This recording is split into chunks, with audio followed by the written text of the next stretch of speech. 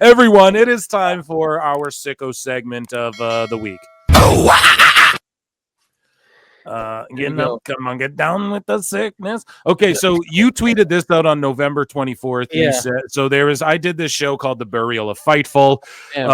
We've chronicled it here. Elbu gets hired there. Kate's been taking L's forever. SRS has been, allegedly doing these bully campaigns, etc. And we shared a bit of your story during that, counselor, but this was one thing I kept bookmarked, where you had said Sappy needs to stop being so emotional to everyone who doesn't like him. And basically what happened here was Sean Ross Sapp, and we did cover this before, but I just want your thoughts on this. So Sapp responds to a Grammy winner who's won like 3 Grammys or whatever. And he's like, I've been watching AEW all night. This is the only thing tonight that has got the crowd engaged and excited. No wonder your last name is Sapp. And then Sapp's like, gotta be depressing to know you will never do or create anything that people will care about. He said that to a 3-time Grammy winner. It was picked up by the Squared Circle subreddit. Everyone's roasting him. Bad optics. Constant bad optics for Fightful. Counselor, your thoughts, I guess, on this situation, and just sort of like how, there's been sort of everyone's going after Fightful lately. Yeah. The thing is this, right? Like, for so long, people were afraid to talk about this guy, address this guy, things like that, because of his history of harassment, doxing, and like that. Or may not be him doxing directly, but getting his little millions, and whoever knows what goes on in the DMs in terms of doxing. But with him in particular, it's just one thing I always taught, growing up in rough neighborhood of East New York, Brooklyn. Going to a predominantly white college and shit like that, selective college, is to not give a fuck about what other people think about you. And he is so goddamn sensitive. I'm not sure why that's the case. Maybe he was bullied in high school. So he's ultra sensitive, and being a blogger gives him the power that he needs to harass other people who don't like his stuff. There are a lot of people who don't like my stuff. Not even talking about Twitter. I don't really care about Twitter that much, to be honest. Just ignore you, mute you, block you, move on.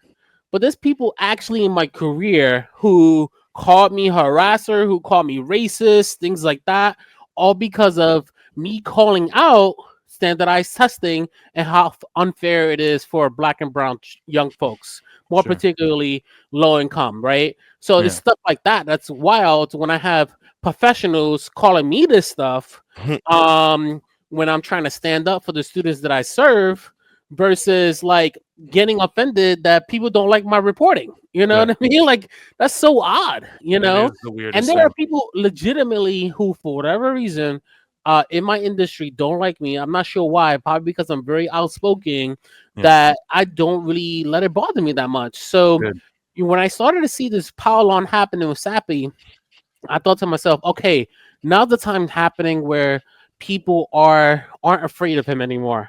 They're really calling him out on his and quite frankly, my whole thing is this, like, even though Sappy, more particularly Sappy's minions, let me be strategic the here. Thyrub Mafia. Minions, Thyrub Mafia has attacked me to the point that I don't, work full time anymore. I go full time with my consulting because I'm trying to protect other people, because his people will harass people at my job, supervisors, people in the city, officials, and all of that on Twitter and all this craziness, even all over wrestling, folks. Yes, all because of my AEW opinions.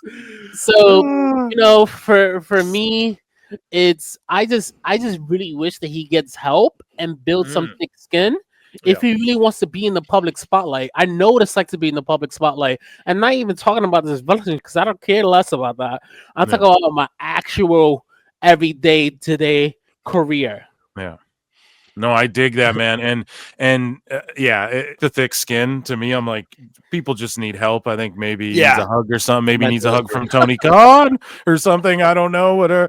We'll figure it out. But So I was gonna say one thing about this whole thing. I went to grade school and graduated high school with Nate Roos, who's in the podcast that Sean Ross Sapp's calling out, the 3-time Grammy winner. Really? I know the guy. Oh, really? Yeah, I know the guy personally. Yeah, we went to Deer Valley High School together. I didn't know that was his actual Twitter account. I was like, oh, people are like, I didn't either. Like, for real? But no, I found out from your tweet. Your tweet that showed that. I was like, wait, that's Nate? I had no idea. I've been in contact with him forever. And that's the other thing is, you're supposed to be a journalist, and then you don't even like really look into people. You react emotionally. Nothing. Like, come on. And Duke is wasn't and called him out for stuff that he doesn't do. Yeah. No, PDF file. It's terrible. Yeah. I know, craziness. And that guy that guy to this day cannot tweet without getting called out by people still. It's so embarrassing. Yeah, it's AEW Freakazoids, get your money up. I'm sorry, go ahead. No, you're right. We need to preach, brother. But Duke Loves Wrestling says typical paywall Jesus loves to belittle people and act as if somehow they don't matter. Guy doesn't have enough sense to do his research, just lies and talks nonsense. The holidays are going to be very interesting for he and his reputation. The truth will be highlighted.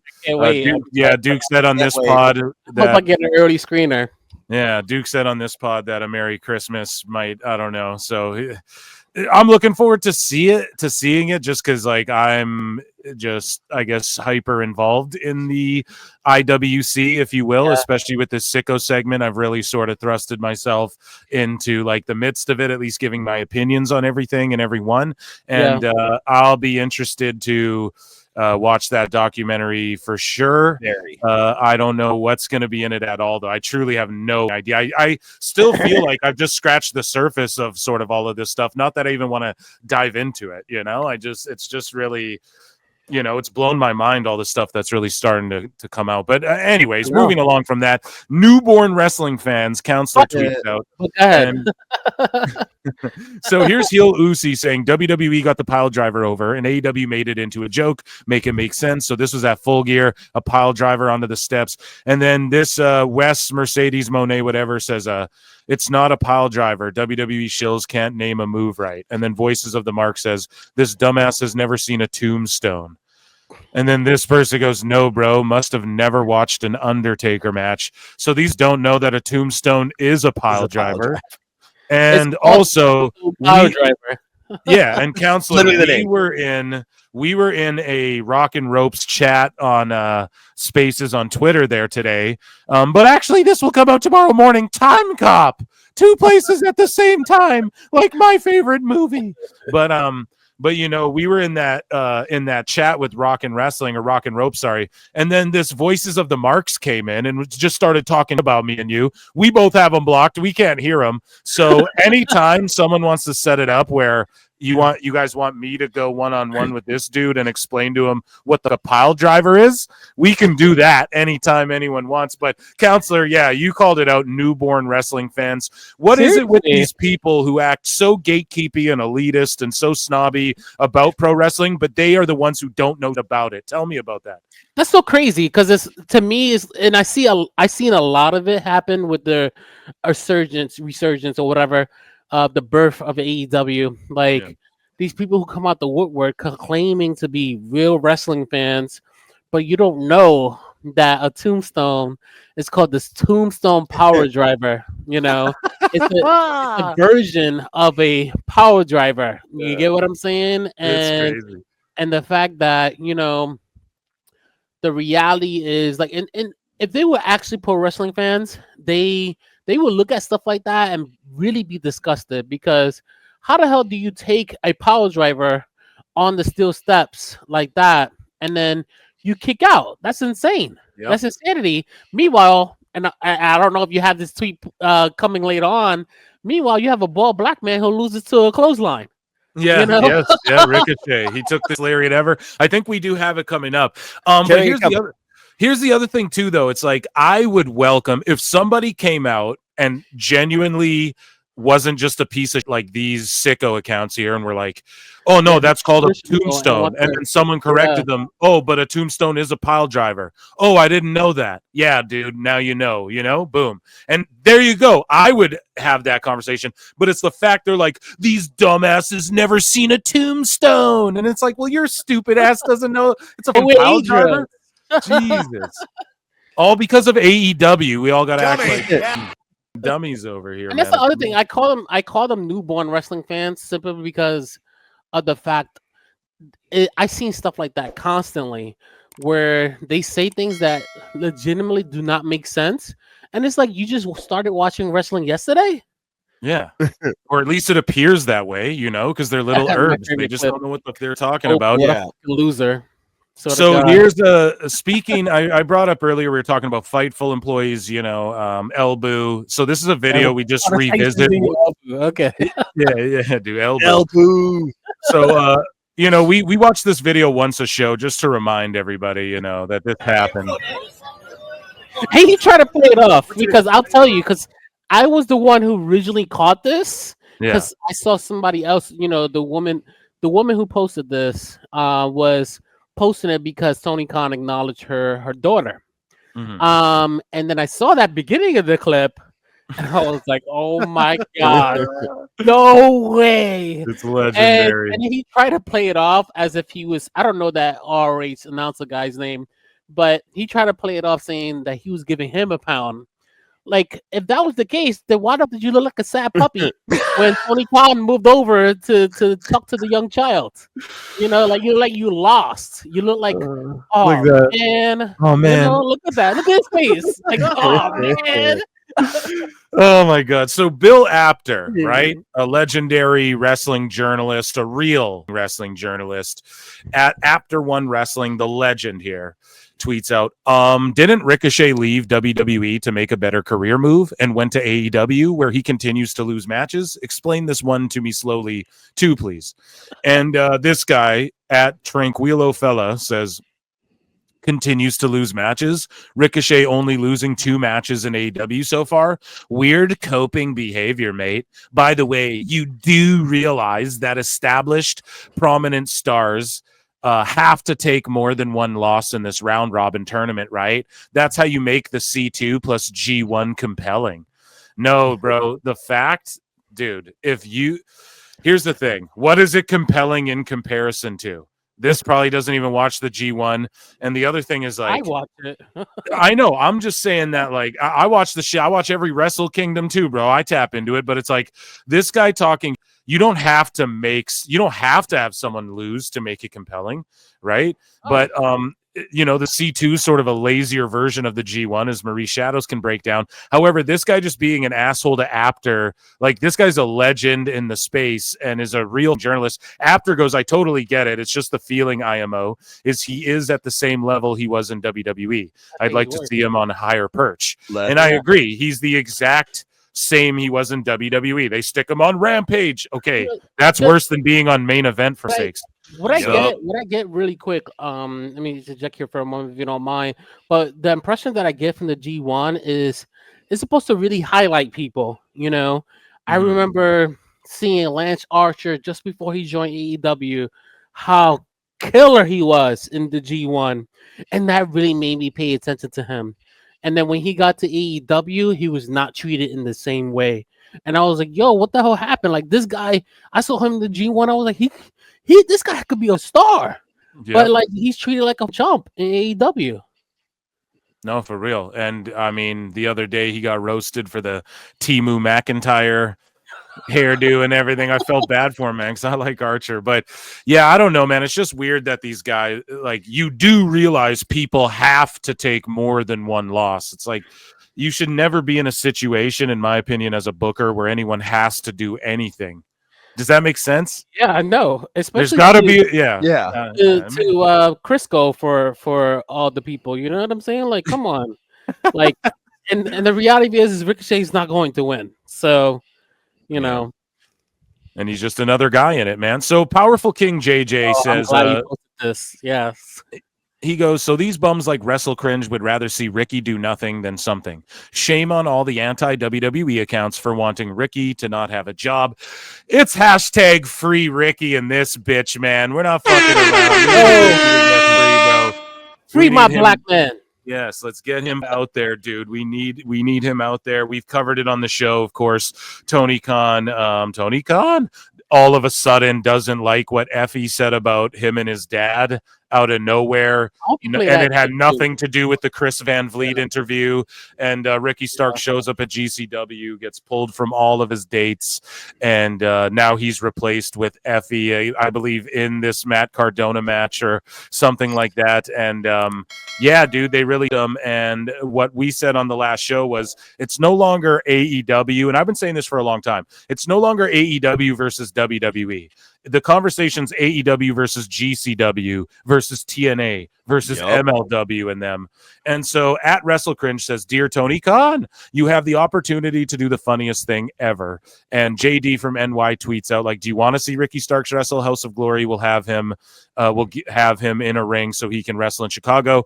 And this guy WrestleCringe, who is a Free Ali, one of those Free Ali guys and all that. I forgot so now, right, bro, you remember it. And now he's going, Tony, basically like, you could do the funniest thing ever, aka pull Ricky Starks off of this House of Glory card and take money from him or opportunity or have him sit. Now that's funny to do to people. These guys suck. They stink. They're the reason people don't want to like AEW. And Tony Khan is becoming Tony McCon. Little Vince McMahon, Tony McCon over there. And this is up to cheer on taking opportunities away from Ricky. Sorry, Counselor, your thoughts? Yeah, a couple of things. I don't like JD, right? Mm-hmm. A couple of reasons why. One, he's definitely said some racist in the past. Two, now he's saying the same that I and others been saying for years about AEW. Meanwhile, in the past, he's blocked me and those same people that I was just talking about. Me too. He blocked me, then he unblocked me, and he's and same as Solomonster blocked me right away. All over the things that he's now saying. AEW. Yeah, and it's hilarious. People want to say like, no, they're being genuine, but to me, and not hating on any of these, but we had the arguments. We dealt with the sickos. We had to slap box all these in the IWC and say this so that these guys don't have to now. We already paved the road for these guys to just trot along it to their already 100,000 subscribers and stuff like that. Meanwhile, they'll block dudes like me, won't acknowledge us, and won't go, hey, you know what? I'm going to have Phil Marks on my show, or I'm going to at least quote tweet him and say this has been spot on, and I blocked them before Gabagool. You know, we don't even get that. We don't even get like an acknowledgement as we acknowledge me. You know, but sorry, Counselor, go ahead. It's all right, because you're totally on point. He's you know, him, Solo Monster, and whoever else who are just churning on it now, they see how profitable it is to criticize AEW. So that's why they're doing it. And they were dick riding Tony Khan in the beginning because that was profitable for them in the moment now. But then they realized that AEW Freakazoids don't really have money to subscribe to your stuff.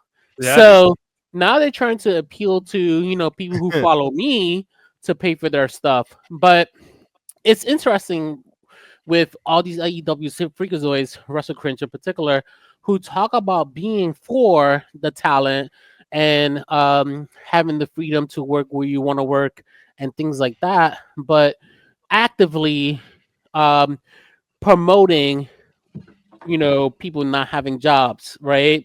Exactly. And sitting at home and things like that. Meanwhile, on the flip side of it, you look at the tweet history, they said the exact opposite about WWE. So for me, one of the things you'll get with me is I stay consistent. If I criticize AEW about one thing, flippy shit, for example, I will criticize WWE for the same thing. Same here, brother. You know? Amen.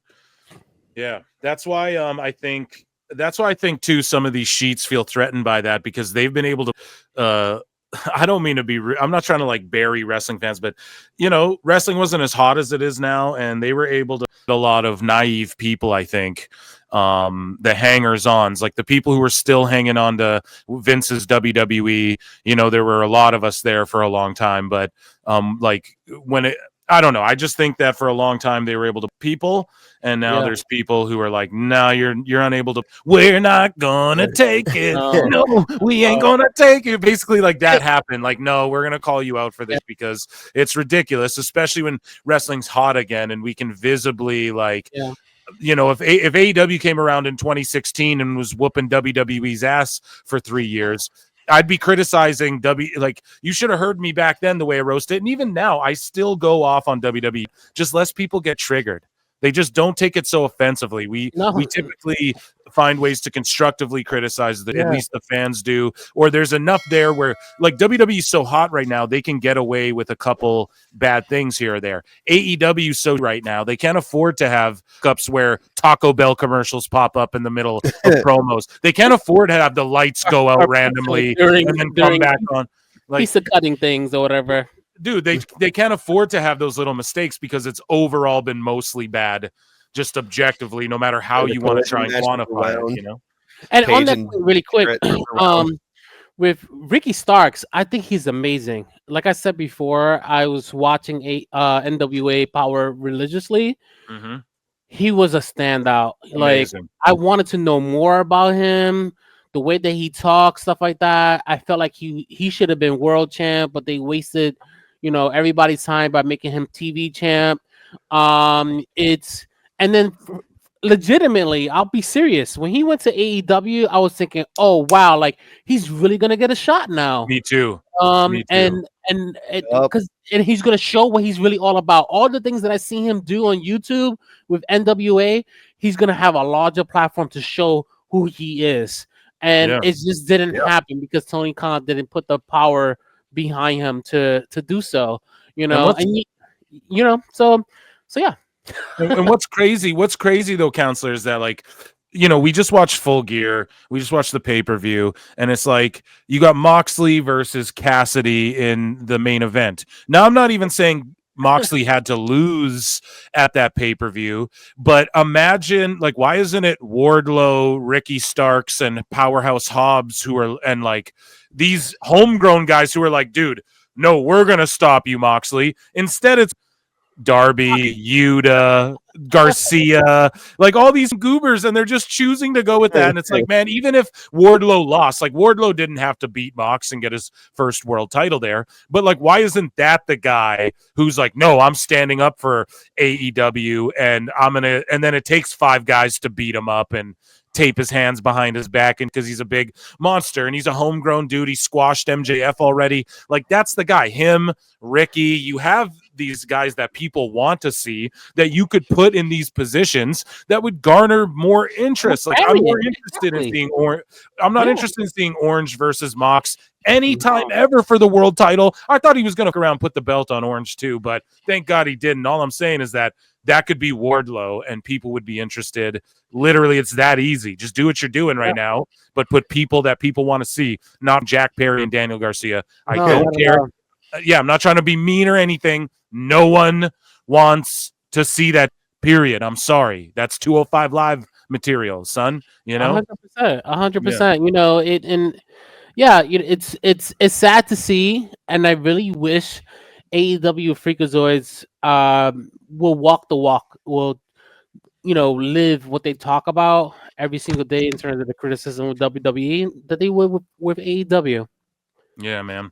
So King KXN Gao, King Gao, I don't know. So he's responding to Takeshita Fan, who's just trolling, like, clearly. You know, there's some accounts where you're like, these people don't even believe what they're saying. There's a lot of them. AIR Gold doesn't. WWE Real One. They don't believe even what they're saying. No. They're just saying whatever triggers people, whatever gets engagement. You know that. A little lunch money, yeah. Yeah, there's some people who believe what they're saying. You can tell, you know. But this account, Takeshita Fan, I don't really think they actually are standing on their business. But Jonah says, I'll be honest, I think Ospreay is better than almost every form of Orton.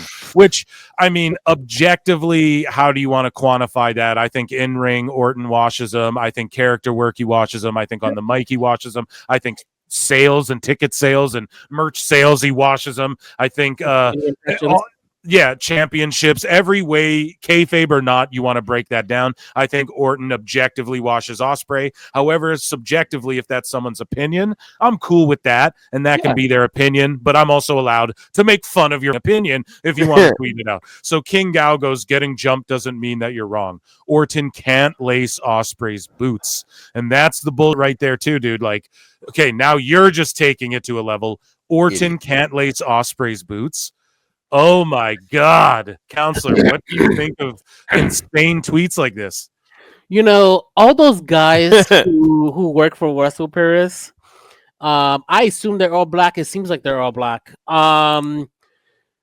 They say the most insane, and I don't know, like if they do it just like you said, just to get their names out there, make their little lunch money, things like that.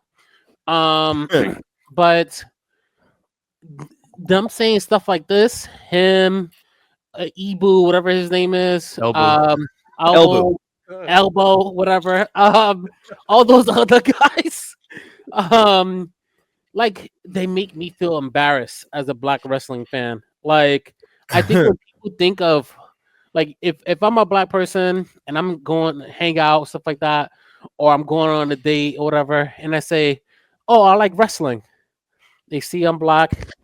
You know what they're gonna think? They're gonna think of people like that who say it's you know, like no decency, no decorum, no level of intelligence.